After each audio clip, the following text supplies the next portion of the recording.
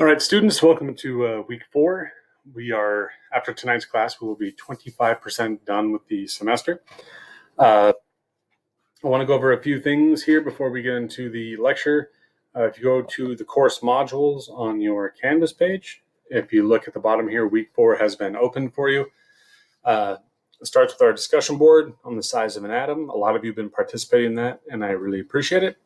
And then next is the week 4 PowerPoint. And it's already up there ready to go, but that's one without the lecture. And by the time you have class tonight, that this video will be up on Canvas as well. So you'll have the PowerPoint and the lecture. Now, let me also touch on ck12.org. You have a new unit ready to go for you. If you have not signed up on this, I have to say that it is essential that you do it as quickly as possible. Otherwise, you'll find yourself getting very far behind. This is where the work will be done, and this is where you have to do the work. There's sort of no getting around it. So if you go to CK12, and so I've sent you a couple emails, and it's also on Canvas of how to sign up for CK12. So please do so as soon as possible if you haven't. If you click on week 4, you'll see your topics here. So we're talking about atomic structure this week. Yeah, it makes me put a due date on it, so that's why I put it in November. I put it a couple months out, so you have plenty of time. And you'll go through each section. So if I just click on Atom here, say if after this, lecture, you're feeling pretty good and ready to go, click on the adaptive practice, and they'll start to ask you questions, and you got to get 10 of them right. So let me look at this one right here. So a neutral atom has equal numbers of blank and electrons. Say if we go through this lecture and you're like, I know this one off the top of my head, that a neutral atom has to have the same number of protons and electrons. If I go to check it, yay, I'm good. I go on to the next one. And then we get to some other questions that maybe you don't know. Hop back to the material that will explain it to you. You have videos here. You have real world examples. You have articles you can read, and then you can also come back to the PowerPoint. So let's get into that. So let me go to present mode. I apologize for that. So talk about atomic structure as we get into it. So this here is the periodic table of the elements. And we've seen this probably a million times in whether it be like movies, TV shows, or just in your classrooms. But this is really a marvel of modern science. Each of these elements here are grouped around other elements with similar chemical properties. And so we can define them as, there's metals, there's metalloids, there's nonmetals, there's the rare earth minerals down here. But we'll get into the periodic table in another lecture, but each element is sharing similar chemical properties with those around it. So lithium is sharing a lot of similar properties as sodium. And also, if we went straight across in the row, share similar chemical characteristics to beryllium. We'll get into that, but this is just really something to be admired for what it can do.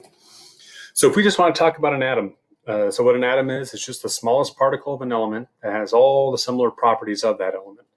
So you can't break it down any further. So if you have a gold atom, if you were to try and break that atom in half, well, not only do you have a nuclear explosion on your hands, you also would not have a gold atom anymore. So the atom is just the smallest particle that is going to retain all those properties. And like we said, it is incredibly small, 0.1 nanometers to 0.5 nanometers. So if you took a centimeter on a ruler and you see all the dashes on there and they're broken down into millimeters, a millimeter is just what is technically 10 to the minus third meters. Well, a nanometer is 10 to the minus 9. So it is incredibly small. So to give you a little bit of perspective, if an atom were the size of a tennis ball, that tennis ball would be the size of the Earth. That's pretty mind-blowing on its own, but my favorite example is that a dust particle is halfway, let me hop back real quick. A dust particle is halfway between the size of an atom and the size of the Earth. So I'm just going to draw in here real quick. So we all know the size of the Earth. Well, we don't know the size of the Earth, but we know it's big. And then we know a dust particle is super tiny. And then an atom is so much more minuscule than a dust particle. that it puts the dust particle halfway in between the size of the Earth and an atom. That's pretty neat. Okay, so let's continue on. Whoops, let me get away from the marker tool here.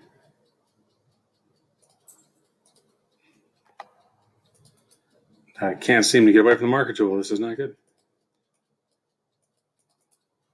How do I stop doing this? Okay, we're having some technical difficulties here because I can't get the little marker tool to go away. Okay, there we go. Thank goodness. Believe it or not, this is the third time I've done this, so I am not going to stop and try and get rid of that little part. So subatomic particles. It's important for us to break down that word. So subatomic, meaning that they are smaller than an atom. We pretty much have three of them, just the electrons, protons, and neutrons. So in the nucleus, which is right in the center here, we have the protons, which have a positive charge, and the neutrons, which have a neutral charge, but they are vital to many nuclear processes. And then on the outside here, we have the electrons. And those carry a negative charge, and they are significantly smaller and lighter than the proton. But all of these together are incredibly important, and they are the defining characteristics of an atom. So let's hop forward. So if we look at the structure of it, so we have the protons and the neutrons in this really sort of dense core. And then we have the electrons on the outside here. So now this is sort of an outdated model of an atom, but it's really nice and simplistic and gives us an idea. But this one down below is much more true to what an atom is, because we have this hard, dense nucleus, and then this electron cloud around it. And this electron cloud, all it really is an area where you have a high probability of finding an electron. So the nucleus contains the protons and the neutrons, and it is a very small part of the atom. To put it in perspective, if Dodger Stadium was an atom, say if the atom was that big, the nucleus would be the size of a fly on the pitcher's mound. So think about that for a second. A fly on the pitcher's mound in Dodger Stadium is equivalent to the nucleus of an atom. That shows you how big that electron cloud is and how hard it may be to pinpoint an electron in something so big. So like we said, that is the probable location. I'm gonna risk it here and go back to the marking tool. Let me go back. Just a probable location of finding an electron. And if we're not going to get into it too much, but if we want to talk about the relative masses of these subatomic particles, the protons and the neutrons have what are called one atomic mass unit, or AMU.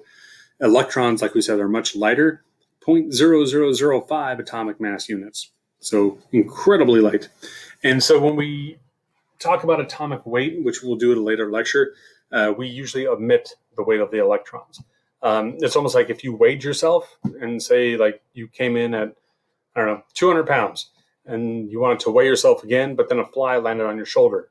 It wouldn't really affect your weight all that much. And so it's usually just omitted. So let's move on from there.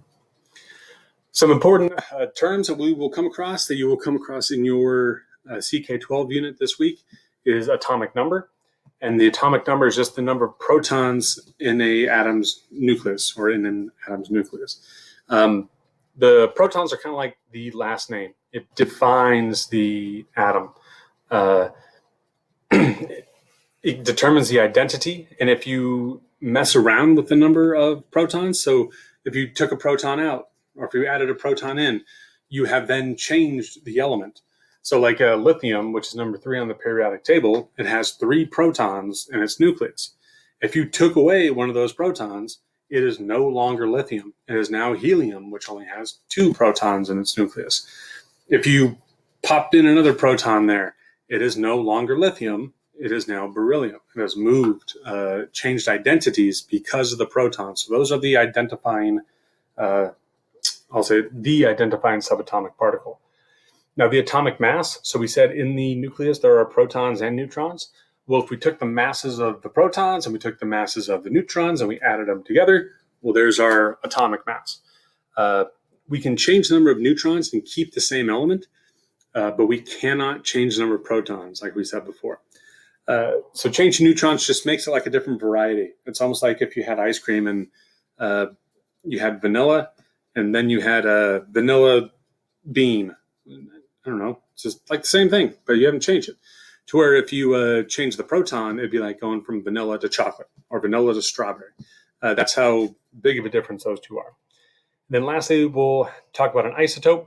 So the isotopes, they're the same atom. So you can have like an isotope of carbon. So with carbon, you're going to have 6 protons in the nucleus no matter what. But if you change the number of neutrons that are in there, well, then you have an isotope of carbon. So you've changed the neutrons, but you have not changed the protons. You have made an isotope. If anybody's a fan of The Simpsons, this was the baseball team in Springfield, Springfield Isotopes. And if you recall, Homer worked at a nuclear power plant. So, they kept that science theme going pretty well there. All right. So we'll talk about ionization. So ions, if you've heard of that before. So essentially, every element is considered to be neutral when you see it on the periodic table. So if you look at this little guy over here, what I have going on, this model, we have, if we count the protons and electrons, 1, 2, 3 protons, 1, 2, 3 electrons. Therefore, it balances out the charges. So the +1 and the -1 will cancel out. Then the other plus and the minus will cancel, and so will the third ones.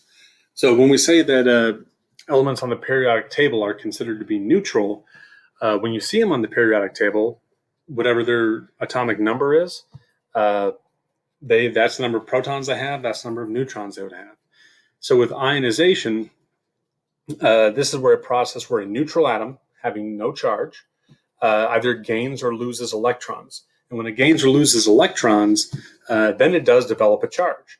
Because if you have more positives than negatives, you're going to have a positive charge. If you add in electrons and you have more negatives than positives, you will have a negative charge. So an ion is just an atom that has picked up a charge, either by losing an electron or by gaining an electron. So once again, we did not mess with the protons because the protons define the atom. That's what it is. But we have just simply messed with the electrons. And then for you out there who are, I don't know, a little more like you got a good eye, you can catch it. If you looked on the last slide, we talked about isotopes where you had more or a different number of neutrons and protons. This right here is an isotope of lithium because we have 4 neutrons, 3 protons. I know it's lithium because lithium is number 3 on the periodic table, which means 3 protons, but the amount of neutrons in there can switch up. All right, moving forward. So there's 2 different types of ions, and you may see these in your CK12 unit, so I wanted to go over them. So the first one are called cations. And so cations are positive ions. So we said ions can be positive or negative, and it depends what happens with the electrons. Now, for positive ions, in order for an atom to become positive, it has to lose an electron. Essentially, it's losing a negative. So you're losing an electron, which has a negative charge. This causes an imbalance in the charges, and therefore you have more protons and electrons, and you have a positive ion. So if you look over here, so I have this example of lithium. It's 3rd on the periodic table. So being neutral, it has 3 protons and 3 electrons. And if we lose an electron, so we had, let me go back to this writing tool here. No, it's not letting me. I don't know. Anyway, so if we lose an electron, we go from having 3 and 3 to 3 and 2. So if you just think of these as regular numbers, 1, 2, 3, so you have positive 3, negative 2. Overall, that's a positive 1 charge. So when lithium ionizes, it gives up an electron, boots it out, and it becomes a positive ion, which is also known as a cation.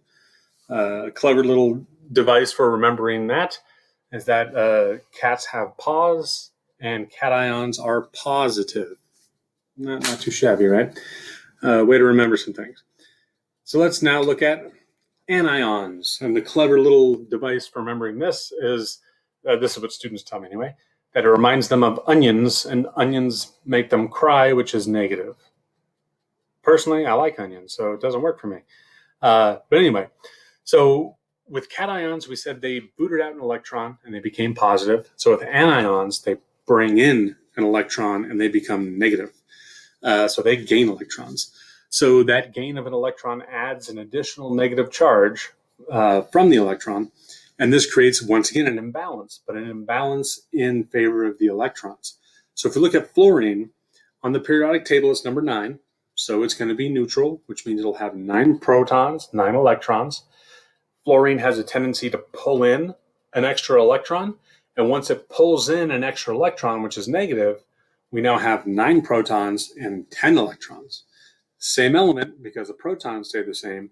But since we gained an electron, we now have a net charge of -1. Because essentially what we're saying is positive 9 plus negative 10 gives us -1. Alrighty, let's move on. So yes, let's talk about states of matter. You went over this a little bit in last week's CK12 unit, and we talked about it a little bit on the PowerPoint. But we want to get into it because states of matter are really, really important. So transitions on this one. So first we'll talk about solids. They have a definite shape, meaning if you have a solid state of matter, whether it be a rock or your iPhone or whatever device you're watching this on, it is solid. It means it has a definite shape. It has a definite volume, which we talked about last week, and is considered to be in a condensed phase. So if you look at this graphic, if you will, of all these balls packed tightly together, this is considered a condensed phase because all the atoms are packed tightly in. There's some movement, but overall they're just so tightly packed in that they don't move. So the individual particles are touching and they are not free to move about. And a highly ordered arrangement in a solid is called a crystal. So if you've ever seen, like a quartz crystal or, some of the beautiful crystals that you can Google, it's just an arrangement of atoms. They arrange themselves in that way to give off that geometric shape. And so that's why I say a highly ordered arrangement.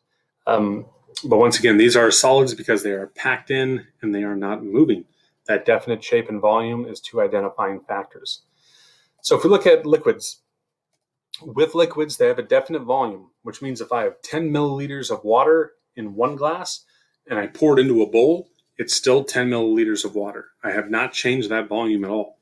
Now, in terms of the shape, it is indefinite, meaning that it takes the shape of a container. So if I had that 10 milliliters of water in a graduated cylinder and I poured it into, like a little beaker or a bowl, it's going to take the shape of the beaker or the bowl. So the particles are touching, but they can move past one another. So it doesn't have that definite shape like solids do because the particles can move past one another, but it still does have a definite volume.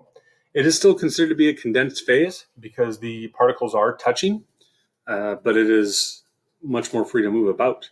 The particles may diffuse, move through one another, meaning like you can mix liquids, right? Like you can take melted butter and milk and whip it up into something new. So those liquid particles can move through one another, meaning they can diffuse through another liquid.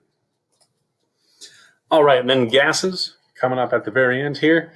So this is an indefinite shape, meaning that gases will just simply take the shape of their container, and they have indefinite volume. So think of it this way. If I have a bottle of perfume or cologne, and say if we were in a classroom and I was up at the desk and you were in the very back, that small little bottle of cologne or perfume, if I took the top off, the gas particles in it, that aerosol out, eventually they would reach you in the back because the gas particles come out and they spread, I will say, not only to the shape of the container they're in, but also to the volume of the container that they're in. You can pack a bunch of gas like oxygen into an oxygen tank, or you can let that oxygen go loose and you could fill up a balloon. And it'll just simply take the shape of the container and it'll also take the volume of the container as well. That's kind of cool. The particles are widely spaced, so it is mostly empty space with the gas. The particles do not touch. They just bounce off of each other. They do have violent collisions. They can move past one another. And other gases can diffuse through another gas, meaning that if I had both cologne and perfume, and I opened them up. Those gas particles can move through one another, pass through one another, yada yada. Very high velocities, about 300 meters per second, meaning that it could traverse a football field in about a second. That's pretty dang fast. And it's crazy that these are bouncing off you all the time. And you got air molecules floating all around you at these really high rates of speed. All right. So in terms of energy with these states of matter, solids have much less energy than liquids, which are way less energy than gases. And we can think about this just if we think about water, it's the easiest way to sort of connect them. Solid water would be ice. So there's not much energy there. It's just a block of ice. The particles are packed in. They're not really moving much. If you heat it up, if you add a little bit of energy, because we have to start thinking of energy as being the same thing as heat. So if you add energy, the particles start to move around a little bit more. That ice will melt into liquid water, which has more energy than the solid because it's at a higher temperature. Okay, let's keep imparting heat, keep heating it up. Eventually, that liquid water, the particles will break loose and we would have water vapor as a gas, which has a lot more energy than the liquid and solid states. So this is a physical change. As you can see here, we have not gone from water into something else. This is just 3 different states of water. So the physical change is an altering of a substance without changing the composition. So it still remains the same. Like crushing a soda can, like we talked about last week, moving through the states of matter, ice melting into water. Those are all just physical changes. And it usually just involves a change of state, meaning solid, liquid, or gas, or appearance. I just reiterated that thing up there. That's reiterating everything. Let's see. All right. Look at this sad little balloon here. So this is a physical change. Went from this mylar balloon all filled up with air, looking all happy, then poof, got deflated. Not looking so happy, but it's still the balloon. It just lost, the air. So nothing has changed with it. It is just simply a physical change. So we have 2 kinds of physical changes. We have endothermic, or I should say endo changes, which is going to lead to thermic, because thermic meaning energy. So endothermic phase changes require an input or an addition of energy. So you think of like the energy going into it, if you will. If you put like a pot on a stove and you like turn the oven on, like the heating up whatever is in the pot, that's an endothermic change going on there, meaning that you are imparting energy or heat to the substance, if you will. Then opposite of that is exothermic. Exothermic changes are when energy is removed or there's an output of energy. The best way to think of these two is with ice packs and heat packs.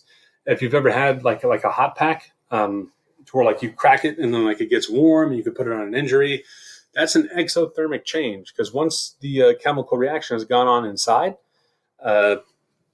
and it has released heat, it is given off the heat. Whereas you have the ice packs, which you can crack as well, they get cold. Those are pulling in energy from around and therefore making other things colder. Chemical changes.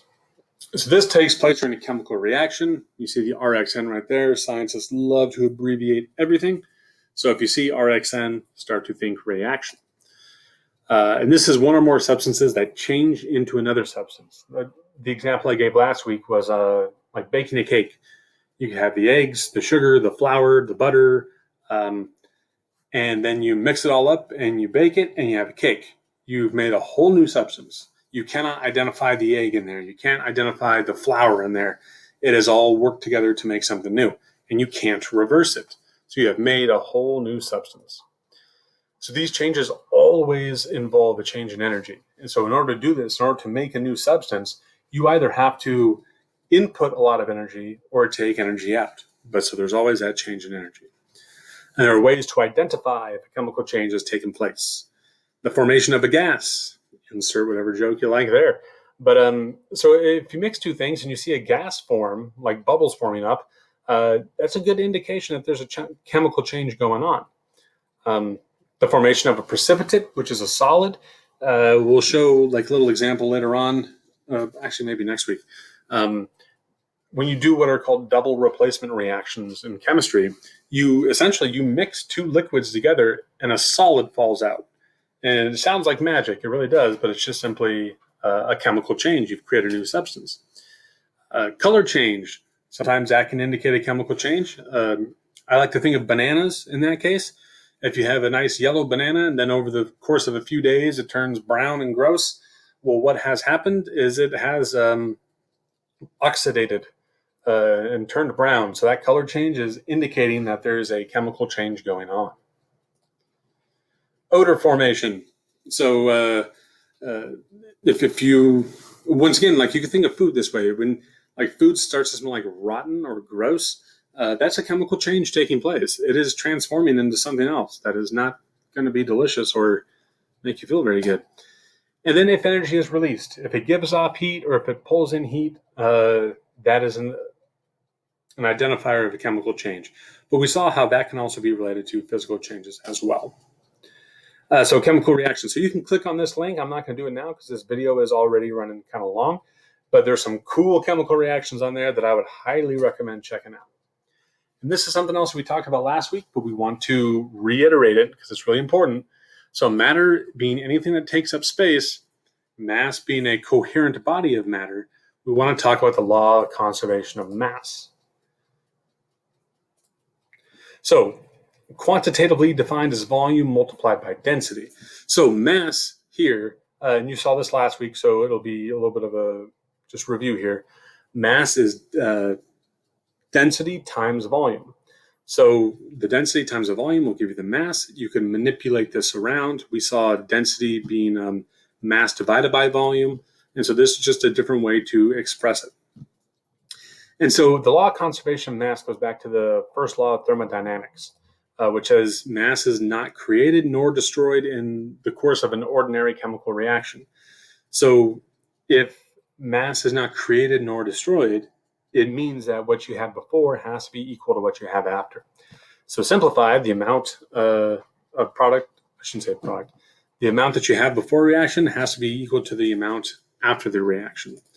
And this is for what is called a closed system, meaning you can, like with a fire, if you set something on fire, the smoke will escape up into the atmosphere and you may never get it back. But if you were to perform that in a closed system to where the smoke couldn't escape, the mass of the, so I'm just going to use the term reactants because that's what we have before, and the mass of the products, which is what is produced, must remain the same. And I'll show you what I'm talking about here. That's just a little visual for you. So mass before is mass after. Reactants are on the left side of the equal sign here. Products are on the right side of the equal sign here. You won't have to worry too much about math except for this next example. So you can separate hydrogen and oxygen from water using various lab techniques. And after this process is completed, so let's say you ran this experiment, you were left with 10 grams of hydrogen and 79.4 grams of oxygen. So then how much water did you start with? Well, amazingly, we can figure this out. So if the mass of the reactants has to be equal to the mass of the products, same as before and after, the mass of that H2O has to be equal to the mass of the hydrogen plus the mass of the oxygen. So if we don't know the mass of the water that we had before, simply add the 10 grams of hydrogen to the 79.4 grams of oxygen, and we have 89.4 grams of H2O. Simply stating that the water we had before, the mass of it is going to be equal to what we had to begin with. All right, so the composition of matter. So we talked about an element and that cannot be broken down into a different substance. We looked at the periodic table of the elements. We talked about atoms being extremely small particles which make up an element. I liked that on the discussion board, a lot of you were impressed with how many atoms there are just in the width of a paper or a piece of paper. I thought that was a cool little fact too. A compound, which you probably saw a little bit last week. This is formed when atoms of two different elements chemically combined. So H2O, there's your compound. Just a couple quick definitions here. Oh, and this scale of the universe. I, once again, highly recommend you play around with this because this will really give you some good perspective on the size of an atom. So you can, this is really cool. So it goes to the size of the universe, meaning like how big is the observable universe, and this little slider that goes all the way down to quarks and what's called quantum foam. You know what? Let me see if I can click on it and just take us there. It's one of my favorite things to do. Oh, bummer, it's blocked. I guess we might not be able to see it. Whatever. Try it on your device, and if you can do it, all the better. All right. So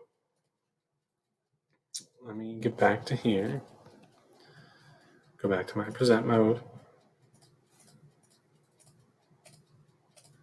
Scale the universe. I highly suggest it. It's a lot of fun. You'll see mind-blowing things too, like giant crabs. Like I think it's called like a Japanese crab, but it's like 6 feet tall. It's amazing. Oh, I think we may have ended our lecture. Excellent. Cool. So keep in mind the stuff on CK12 will help you a lot with this topic. It'll help to reinforce the ideas. Just use this lecture and this PowerPoint as like a guide to that. As you work through it, refer back to it. And I thank you for joining in with me. I'll see you on tonight's Zoom, and bye.